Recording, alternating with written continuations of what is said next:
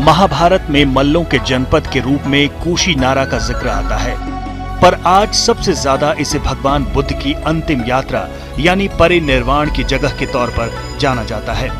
करीब 2500 साल पहले कुशीनगर में ही बुद्ध ने परिनिर्वाण प्राप्त किया था। दाह संस्कार के बाद अस्थि को लेकर विवाद हुआ तो अंत में इसे 8 भागों में बांट दिया गया और 8 जगहों पर स्तूप की स्थापना की गई।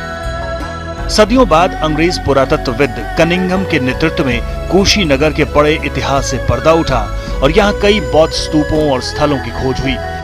विश्व के लिए कुशीनगर शांति के संदेश का स्थल है, पर आज कुशीनगर में सब कुछ अलग है। तूफान ने मुझे भी मथा है और वह लय मैंने भी पहचानी है। छोटी ही है पर सागर मेरी भी एक कहानी है। महान हिंदी साहित्यकार सच्चिदानंद हीरानंद वात्स्यायन नज्ञेय की भूमि है कुशीनगर। बसंती चमन में चहक जाल के हूँ, ये उम्र ऐसने बहक जाल के हूँ, उम्र ऐसने बहक जाल के। भोजपुरी गीतों के रस में डूबा कुशीनगर पूर्वी उत्तर प्रदेश की खांटी सामाजिक राजनीतिक जीवन धारा का हिस्सा है। कुशीनगर का मुख्यालय पटरौना है और बिहार की सीमा के पास के इस जिले में 4 तहसीलें हैं, 7 विधानसभा सीटें हैं। यहाँ 7 विधानसभा सीटें हैं जिसमें फाजिलनगर, खड्डा, रामकोला, हाटा, कसिया, पटरौना, तुमकुही राज शामिल हैं। यूपी सरकार के निर्देश पर कुशीनगर सारनाथ बुद्धा एक्सप्रेस वे का निर्माण हो रहा है। कुशीनगर अंतर्राष्ट्रीय बौद्ध स्थलों में जाना जाता है। यहाँ विदेशों से लोग घूमने आते हैं, यानी यहाँ पर्यटन की भरपूर संभावनाएं हैं। पर किसी भी पूर्वी यूपी के जिले की तरह विकास की दौड़ में ये इलाका भी संघर्ष करता नजर आ रहा है। नेताओं और सरकारों ने वादे तो बहुत किए, पर उसमें कितने पूरे हुए, कितने अधूरे रह गए, ये जानने के लिए आज हम पहुंचे हैं कुशीनगर में और आप देख रहे हैं द स्टेट स्पीक्स। ईटीवी के खास कार्यक्रम द स्टेट स्पीक के कुशीनगर एपिसोड में आप सभी का हार्दिक स्वागत है। कुशीनगर की जनता आज अपने जनप्रतिनिधियों से पूछे कि तीखे सवाल। विकास के मुद्दे पर चुनाव लड़ने वाले ये जनप्रतिनिधि उनके लिए क्या कुछ किए हैं, उनको देना होगा कुशीनगर की जनता का जवाब। इस वक्त मेरे साथ बीजेपी की तरफ से बीजेपी के जिला अध्यक्ष जयप्रकाश शाही जी हैं, सपा की तरफ से सपा के वरिष्ठ नेता अंसारी साहब हैं, जिला महासचिव जो हैं, कांग्रेस की तरफ से संतोष श्रीवास्तव जी हैं और अभी कुछ दिन पहले तक नेता प्रतिपक्ष रहे और बसपा के कद्दावर नेता रहे स्वामी प्रसाद मौर्य, जो कि अब बागी हो चुके हैं। उनके भतीजे आर.के. मौर्य साहब भी हैं। पहला सवाल मेरी तरफ से सपा के हो ही जाएगा। आपके यहाँ 2 मंत्री हैं, फिर भी बेसिक सुविधाओं का अभाव है कुशीनगर में, ऐसा क्यों? तो भाई जब से समाजवादी पार्टी की सरकार आई है, हमको लग रहा है कि 50% पहले के वर्क हुए थे और जब से समाजवादी पार्टी की सरकार बनी है, आज की डेट में माननीय अखिलेश यादव जी ने समाजवादी सरकार में जो लोहिया गांव का चयन करके, जनेश्वर मिश्रा गांव का चयन करके और उसके बाद बड़ी बड़ी सड़कों का निर्माण करके, कहीं सड़कों की समस्या नहीं दिख रही है। हम नहीं कह सकते कि 100% हमने पूरा कर दिया, लेकिन जो बिगड़ी व्यवस्था आपके आज आज़ादी के 50-60 साल पहले से थी, 4 साल में कोई सरकार पूरा नहीं कर सकती, लेकिन 85% 90% तक सड़कें हमारी ठीक हो गई हैं। बीजेपी की तरफ चलते हैं, चूंकि आपकी केंद्र में सरकार है। प्रधानमंत्री नरेंद्र मोदी जी जब यहाँ चुनावी जनसभा में आए थे तो यहाँ की जनता को से बड़े बड़े वादे किए थे, बहुत कुछ सपना दिखाया था। आज क्या कुछ हुआ, खास करके चीनी मिल जो कि अभी बंद है, उसके बारे में क्या? आज के 2 साल पहले भारत के प्रधानमंत्री ने इस देश की जनता से जो विश्वास का वादा किया था और जो विश्वास को कायम करके इस देश की जनता ने भारत का प्रधानमंत्री बनाया था, मानबेला की रैली में आदरणीय प्रधानमंत्री जी ने मोदी जी के स्वागत भाषण में आदरणीय योगी जी ने कहा था, हमको एम्स चाहिए, इस पूर्वांचल के नौनिहाल मर रहे हैं। ठीक है, एम्स की बात मैं नहीं कर रहा हूँ, मैं कुशीनगर की बात कर रहा हूँ जिलाध्यक्ष जी, मैं कुशीनगर की बात कर रहा हूँ। मैं कुशीनगर की बात करूँ क्या? कुशीनगर की बात बता रहा हूँ। भारत की संसद में इसके पहले कांग्रेस के सांसद थे। उत्तर प्रदेश में यहाँ 2 मंत्री हैं, किसी मंत्री ने इस मिल चलाने के लिए एक भी चिट्ठी नहीं लिखी है। किसी ने लिखा है तो राजेश पांडे ने लिखा है, और राजेश पांडे यह मिल चलवाने जा रहे हैं। सारी बाधाएं दूर हो गई हैं। आपके भी यहाँ से पूर्व सांसद थे, केंद्र में मंत्री रहे हैं, विकास के वो भी बहुत बड़े बड़े दावे किए जाते थे, करते थे, लेकिन हकीकत कुछ और है। जो एनएच की सड़कें हैं वो सारी आरपीएन सिंह साहब ने ही बनवाया, जो पूर्व सांसद थे। यहाँ जितने भी पेट्रोलियम के जितनी गैस एजेंसियां कुशीनगर जनपद में खुलवा दिया उन्होंने, वो पूरे पश्चिमी उत्तर प्रदेश के 38 जनपदों में कुल मिला के उतनी गैस एजेंसियां नहीं खुली। आज यहाँ गैस के किल्लत कहीं दूर दूर तक नहीं है। गैस को लेकर लोग जो है यहाँ गैस के जो हाकर हैं वो दरवाजे दरवाजे घूमते हैं। आज ये स्थिति यह बना दी है। लेकिन मैं आपको बताना चाहता हूँ कि ये 3 जो लोग हैं जो प्रदेश की जनता को ठगा जिन्होंने, वह एक राष्ट्र के मोदी जी, मुलायम जी और मायावती जी, इन तीनों की सच्चाई उत्तर प्रदेश की जनता जान चुकी है। और ये तीनों जो है, एक ने जो है झूठ बोलकर जनता से सत्ता हथिया ली, दूसरे ने झूठ बोलकर अपने परिवार को हाथों में सत्ता थमा दी, और तीसरे ने झूठ बोलकर दौलत कमा लिया। यही 3 काम किया है। ठीक, आप पार्टी के वरिष्ठ नेताओं पे आरोप लगा रहे हैं। चलिए, अभी तक नेता प्रतिपक्ष रहे स्वामी प्रसाद मौर्य, जो कि इस समय बगावत किए हुए हैं, आप उनके भतीजे हैं, वो यहीं से विधायक हैं। आप बताइए क्यों इतना पिछड़ा हुआ है ये कुशीनगर? वर्ष 2008 में जब माननीय स्वामी प्रसाद मौर्य जी कुशीनगर में पदार्पण किए, उस समय बहुजन समाज पार्टी की उत्तर प्रदेश में सरकार चल रही थी। लोकसभा चुनाव लड़ने के बहाने कुशीनगर में पदार्पण हुआ, और उसी वक्त तत्कालीन मुख्यमंत्री बहन कुमारी मायावती जी ने 350 करोड़ रुपए का पैकेज जनपद कुशीनगर के लिए अलॉट किया, जिसके माध्यम से जनपद कुशीनगर की बिगड़ी हुई सड़कों को और इसके साथ ही साथ अन्य सुविधाओं को, पब्लिक की सुविधाओं को ध्यान में रखते हुए एक कोशिश की गई कि जनपद कुशीनगर पड़रौना के वासियों को बुनियादी सुविधाओं से दूर न जाना पड़े, हर चीज उनके मुहाने पर रहे, इसकी एक कोशिश की गई। लेकिन आज भी जनपद कुशीनगर बहुत सी सारी ऐसी बुनियादी सुविधाएं हैं जिससे अछूता है। हम सभी प्रतिनिधियों की जिम्मेवारी होती है सामूहिक रूप से कि समय समय पर जो भी माननीय प्रतिनिधि रहे। चलिए, आपने ईमानदारी से स्वीकार तो किया कि यहाँ बेसिक सुविधाओं का अभाव है, चीनी मिलें बंद है। सबसे बड़ा जो यहाँ का सवाल है वो किसानों का, करोड़ों रुपया बकाया है किसानों को। बीजेपी अपने दावे कर रही है, सपा अपने दावे कर रही है, कांग्रेस अपने, और मौर्य जी तो अपने दावे कर रहे हैं। किसानों को पूछने वाला आप बताइए। किसानों को पूछने वाला इस जनपद में कोई नहीं है। किसानों को पूछने वाला शुरू से यहाँ पे जब फैक्ट्री बंद हुई तब से लेके आज तक, बीच में बालेश्वर जी ने चलाया, जो आर जायसवाल चलाया वो भी लेके बैठ गए, आज फैक्ट्री पेंडिंग में पड़ी हुई है। स्थिति यह है कि किसानों का 97 का बकाया है। अभी तत्काल का इस समय जो चीनी गन्ना गिरा हुआ है उसका कोई पेमेंट आज अभी तक किसानों का फुल फाइनल नहीं हुआ। ठीक है, गन्ना किसानों का पेमेंट नहीं हो रहा है। बीजेपी के पास चलते हैं।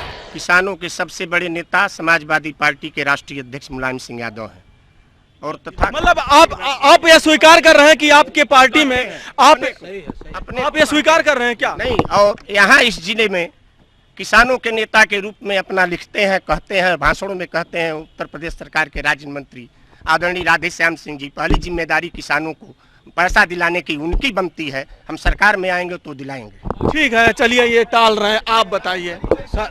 हमारी सरकार ने अब तक 80% पेमेंट कर दिया। माननीय मुख्यमंत्री उत्तर प्रदेश ने ऐलान कर दिया है कि अगर मिल मालिक पेमेंट नहीं करते हैं तो हम सरकारी खजाने से किसानों का पैसा पेमेंट करेंगे। लेकिन कब तक? गन्ना किसान आज भी बदहाल है। चीनी का कटोरा कहा जाने वाला एक कुशीनगर बदहाल है, आप बताइए। हाँ, मैं आपको ये बताना चाहता हूँ कि समाजवादी पार्टी और ये जो भारतीय जनता पार्टी जो जितने भी घोषणा कर रहे हैं, ये सारे के सारे झूठ पे आधारित हैं। मैं आपको बता देता हूं कि जब समाजवादी पार्टी सत्ता से बाहर रहती है तो इनके जो यहाँ वर्तमान मिनिस्टर हैं, ये जो एमएलए हैं, वो घोषणा करते हैं कि जब हम सत्ता में आए तो 400 रुपए प्रति कुंटल जो है गन्ना का मूल्य दिलवाएंगे, और जैसे सत्ता में आते हैं तो उस वक्त जो है जो वर्तमान जो मूल्य होता है उससे भी 30 रुपया कम करवा देते हैं, और वो 30 रुपया जो डिफर 40 रुपए जो डिफर का मूल्य है, वो डिफर का मूल्य को पाने के लिए यहाँ का किसान दर दर ठोकरे खा रहा है। संदेह समय समय पे जो भी सरकारें रहती हैं उनको किसानों का समय से उनको भुगतान किया जाना चाहिए। मैं इस बात का समर्थन करता हूं। और माननीय स्वामी प्रसाद मौर्य जी नेता विरोधी दल रहे, उसके पहले जो है माननीय मंत्री रहे, और उन्होंने अपने समय में इस पडरौना की चीनी मिल को चलवाया था। और उस समय जो भी किसानों का भुगतान बाकी था वो जो है किसानों को मिला था। माननीय मौर्य जी ने कब फैक्ट्री चलवाई ये बतावें? ये कभी फैक्ट्री नहीं चलवाए हैं। ये बिल्कुल गलत बोल रहे हैं, झूठ बोल रहे हैं, एकदम गलत बोल रहे हैं। एकदम उनके सरकार में हुआ ही नहीं। मौर्य जी पे गलत बयानी करने का आरोप है। बड़े बड़े नेता बोल रहे हैं। सबसे बड़ा यहाँ गन्ना किसान जो है उपेक्षित रहा है। पडरौना शुगर फैक्ट्री जब से बंद हुई, हम किसानों की दुर्दशा हो गई। मुझे याद है मेरी पढ़ाई के समय पर्ची जब गिरती थी और उसका पेमेंट होता तो फीस जमा होती थी। आज हालात यह है कि औने पौने दाम में गन्ना किसान मजबूर होकर अपने कोल्हू पर जाता है। सबसे बड़ी समस्या पडरौना की यह है कि ये शुगर फैक्ट्री किसी भी मूल्य पर चलाया जाए। और मैं आपको विश्वास दिलाना चाहता हूं कि हमारे प्रधानमंत्री ने घोषणा किया था इसी पडरौना से कि मैं सुनिए मेरी बात सुन लीजिए, मेरी बात। ठीक मैं आऊंगा। मैं ठीक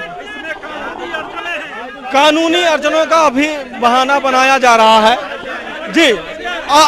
आप बताइए गन्ना किसान क्यों यहाँ पे बदहाल है? देखिए, जो अभी आपने डॉक्टर साहब का डेबिट ले रहा था, आपके पिताजी 4 बार यहाँ से सांसद रहे और 98 में पडरौना चीनी मिल बंद हुई। कपड़ा मंत्रालय भारत सरकार की ये चीनी मिल है और इनके पिताजी के 3 बार सांसद उसके बाद रहे, वो नहीं चलवा पाए। फिर मोदी जी ने यहाँ पडरौना की जनसभा में 100 दिन के अंदर वादा किया था। 2.5 साल बीत गया, अभी कोई उसका पुष्टा हाल नहीं है। कुशीनगर जनपद की सारी सड़कें चमचमाती हुई हैं। कुशीनगर का गन्ना किसान सिर्फ भुगतान और घटतौली से पीड़ित है और इस जिले के अधिकतर नेता घटतौली का पैसा खाते हैं।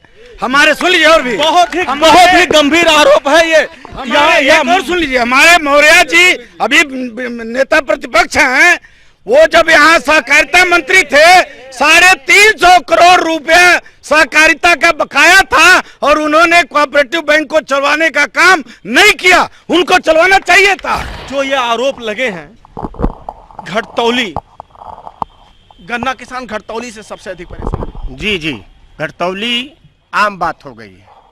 मतलब करप्शन आम बात हो गई। जी कुशीनगर में करप्शन आम बात हो गई है, ये कोई मुद्दा नहीं रह गया है। विपक्षी दल के लोगों को जब नहीं पेमेंट के मुद्दे पर जब हार जाते हैं तो यही एक मुद्दा है घटतौली। ये बेबुनियाद है, निराधार है, इसमें कोई दम नहीं है। सब बता रहे हैं कि गन्ना किसान बड़ा बदहाल है, लेकिन गन्ना किसान के लिए क्या वर्तमान सांसद या वर्तमान विधायक किसी ने कोई आंदोलन किया? वर्तमान विधायक जी ने क्या कोई बात उठाई, कोई आवाज उठाई अपने असेंबली में? आज तक ऐसा कोई आवाज नहीं उठाई गई, एक आंदोलन नहीं किया गया। जबकि पूर्व सांसद आरपीएन सिंह जी ने 2002 में आंदोलन किया, जिसमें भारतीय जनता पार्टी की सरकार थी और राजनाथ सिंह मुख्यमंत्री थे, और उसमें गोलियां चलाई गई और गोली चलने में पडरौना का एक आदमी, कुशीनगर का एक लड़का भुल्लन मारा गया।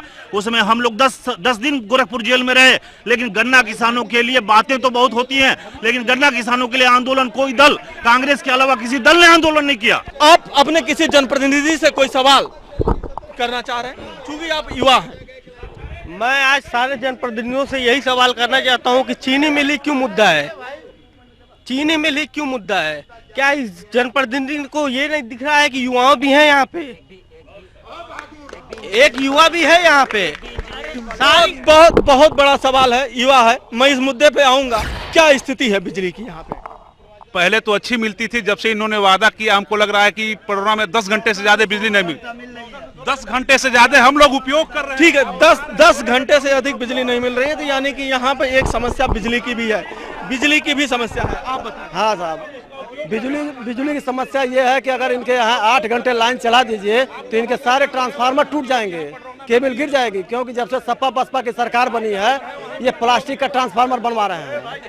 और 8 घंटे से अधिक चल ही नहीं पाएगा इनका सप्लाई। हम लोग रोज स्कूल जाते हैं, लेकिन यहाँ पे ओवर ब्रिज नहीं है, जो हमेशा आके 10 मिनट यहाँ रुकते हैं, फिर 10 मिनट लगता है, 20 मिनट निकल, ये सब कई मतलब हम लोग घटनाओं से हम लोग स्वास्थ्य पे हम लोग जो हम लोगों की समस्या है। मेरा सवाल समाजवादी पार्टी और भारतीय जनता पार्टी से है। यहाँ जो भी कुशीनगर की प्राथमिक विद्यालय है, हर प्राथमिक विद्यालय में सरकार की तरफ से जिसमें 70% केंद्र सरकार का पैसा लगना है और बाकी पैसा उत्तर प्रदेश सरकार का, और उन गरीब बच्चों को किताबें वितरित होती है। आप कुशीनगर जनपद में किसी भी प्राथमिक विद्यालय में उठाकर देख लीजिए, एक भी बच्चों को किताब अभी तक पढ़ने के लिए नहीं दिया गया है, जबकि किताब वितरण होने में 3 महीने का समय लगता है। मेरा सवाल इन नेताओं से ये है कि क्या 3 महीने तक ये बच्चे पढ़ेंगे नहीं बिना किताबों के? उत्तर प्रदेश सरकार की जिम्मेदारी है किताबों का बंटवारा करना, या मेरी जिम्मेदारी नहीं? उत्तर प्रदेश सरकार की जिम्मेदारी है। 1 जुलाई को विद्यालय खुला है, लगभग 50% से अधिक किताबें विद्यालयों में बढ़ चुके हैं और तेजी से बढ़ रहा है। 1700 कुछ प्राथमिक विद्यालय है, 1400 से अधिक कुछ प्राथमिक विद्यालय है। 1-2 दिन में किताबें बंटना संभव नहीं है। आप बताइए, आप लोगों की क्या कुछ समस्याएं हैं और आप अपने जनप्रतिनिधियों से क्या सवाल करना चाह रहे हैं? जनप्रतिनिधि जो भी हैं, यहाँ पर जो इंसेफेलाइटिस की बीमारी दिन दिन बढ़ती जा रही है, जिसके लिए गोरखपुर जाना पड़ता है, हम चाहेंगे कि जनप्रतिनिधि जो भी यहाँ के हैं, जो डॉक्टर की ऐसी व्यवस्था करें जो हम लोग को गोरखपुर न जाना पड़े, जो यहाँ पर उनकी व्यवस्था। सारे प्राथमिक स्वास्थ्य केंद्रों पर डीडीटी सूख रहा है, वो सड़ रहा है, उसको छिड़कवाया नहीं जा रहा है। कम से कम शहर में 10 इंसेफेलाइटिस कालाजार से लोग मर गए हैं। अभी तक कोई किसी भी तरह की कोई सुविधा नहीं मिली है। हम सपा के जो भी नेता हैं उनसे ये सवाल करना चाहते हैं। आप बताइए क्या समस्याएं हैं? देखिए, यहाँ पे ट्रॉमा सेंटर बहुत जरूरी है, क्योंकि यहाँ पे मैं देख रहा हूँ दिन प्रतिदिन, मैं भी खुद डॉक्टर हूँ, यहाँ के लोग गरीब आदमी हैं। अमीर आदमी पैसा दे सकता है, लेकिन गरीब आदमी पैसा नहीं दे सकता है। ट्रॉमा सेंटर एक है, डॉक्टर परशुराम जी बोले हैं कि ट्रॉमा सेंटर यहाँ लाएंगे। अगर वो इसके लाते हैं तो हम लोग इसके लिए बहुत ट्रॉमा सेंटर की जरूरत है। आप बताएं क्या जरूरत है यहाँ पे? मान्यवर, यहाँ युवाओं को पूछने वाला कोई नहीं है। युवा यहाँ बेरोजगार हैं और ग्रेजुएट और पोस्ट ग्रेजुएट बच्चे जो है वो चपरासी की नौकरी करने के लिए जो है वो लालायित हुए हैं कि कुछ भी हमको रोजगार मिले ताकि हम जो है हम काम कर सकें। उनको काम, बच्चों को काम चाहिए, बच्चों को काम मिले, और व्यापारियों की सुरक्षा की व्यवस्था बहुत ज़्यादा नहीं है, व्यापारियों की सुरक्षा की व्यवस्था भी होनी चाहिए। चलिए आप बताएं, आपका क्या? सर, हम अखिल भारतीय उद्योग व्यापार मंडल से हैं। हम सारे जनप्रतिनिधियों से ये चाहते हैं, यहाँ पर अभी तक हमारे सांसद हुए हैं या हमारे MLA हुए हैं, ये कभी व्यापारियों को बढ़ावा का इन्होंने कभी कोई कल कारखाने या यहाँ पर रोजगार के साधन इन्होंने आज तक उपलब्ध नहीं कराया। हम जनप्रतिनिधि से पूछना चाहते हैं कि हम लोग कोई भी फॉर्म भरते हैं, 500, 1000, 2000 रुपए का फॉर्म भरते हैं, और वो हाई कोर्ट में उसका फैसला क्यों होता है? क्यों उसका मतलब इंस्टेंट उस पर मतलब वो नहीं लिया जाता है? हमेशा हाई कोर्ट से लटका जाता है, जिसकी वजह से हमारे पैसे बर्बाद होते हैं। मैं यहाँ पर सभी पार्टी के लोग मौजूद हैं। मैं यह पूछना चाहता हूँ कि देश आज़ाद हुए 69 वर्ष हो गए और अब भी ये लोग कब तक हमको धोखा देंगे? आज भी किसान सूखा राहत का पैसा पाने के लिए भटक रहा है। आज भी यहाँ का बेरोजगार रविंद्र नगर धूस पर बेरोजगारी भत्ता पाने के लिए लाठी खाता है। ये समस्या है इस क्षेत्र की। आज भी रोजगार नहीं है, स्वास्थ्य की स्थिति है बदहाल है। आज भी 12 बजे रात को किसी की तबीयत खराब होती है तो उसको गोरखपुर जाना पड़ता है।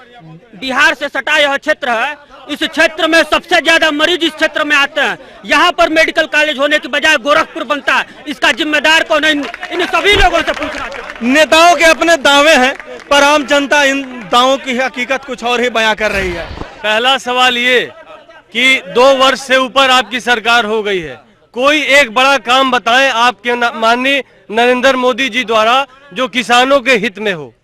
दूसरा सवाल हमारा, एक मिनट रुकिए, अरे रुकिए भाई। और दूसरा सवाल हमारा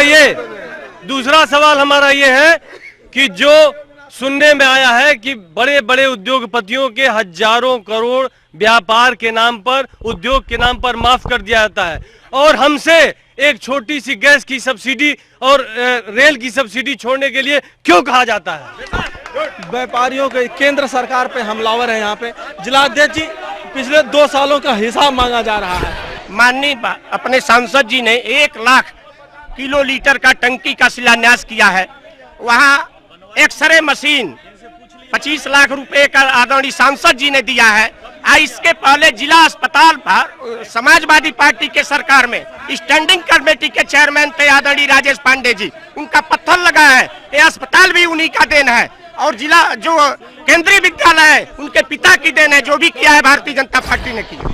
आगे उत्तर प्रदेश में सरकार बनती है तो मैं वादा करता हूँ सारे नौजवान रोजगार देंगे, यह मेरा वादा है। और वहाँ पे जो मशीनें लगी हुई हैं आज उनको चलाने के लिए कोई डॉक्टर तक नियुक्त नहीं है और ये सब इनकी देन है।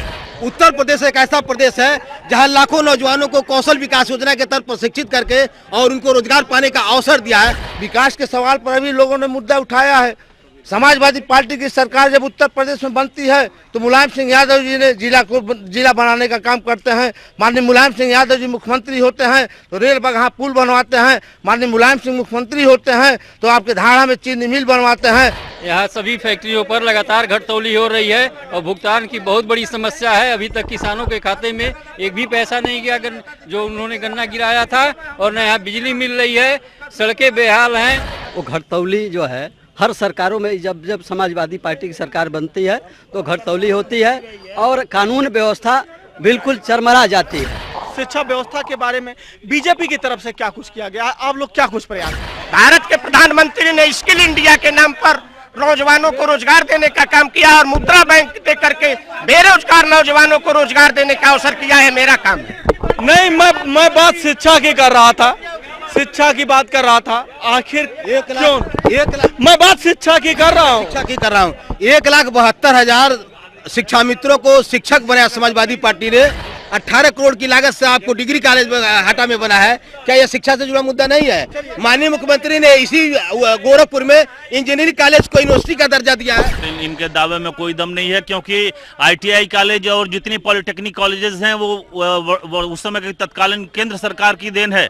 मनमोहन सिंह सरकार ने ये सारी चीज किया और जब पूर्व सांसद RPN सिंह जी रहे तो कुशीनगर जिले के पडरौना में केंद्रीय विद्यालय खुलवाने का काम किया और एकमात्र जो सबसे अच्छा डिग्री कॉलेज है इस जनपद का Udit Narayan post graduate college, उसको भी RPN सिंह के परिवार ने ही लगा रखा है। लेकिन यहाँ शिक्षा के मामले में किसी दल ने कोई कार्य नहीं किया। शिक्षा के नाम पर किसी भी दल ने कोई ना काम किया है। छोटे स्तर पर शिक्षा के क्षेत्र में माननीय विधायक जी ने प्राइवेट विद्यालय जैसे कुछ प्रबंधकीय विद्यालय होते हैं वहाँ पर शिक्षा का स्तर सुधारने के लिए अपने विधायक निधि से बहुत सारे विद्यालयों को मदरसों को अनुदानित किया ताकि जो है क्षेत्र में शिक्षा का स्तर बने। लेकिन यह बात सही है कि केवल उतने से जो है क्षेत्र का विकास संभव नहीं है। जनप्रतिनिधियों के दावे तो बहुत हैं कि उन्होंने कुशीनगर में विकास की गंगा बहा दी, पर जनता है उनके दावों पे वो मोहर नहीं लगा रही है।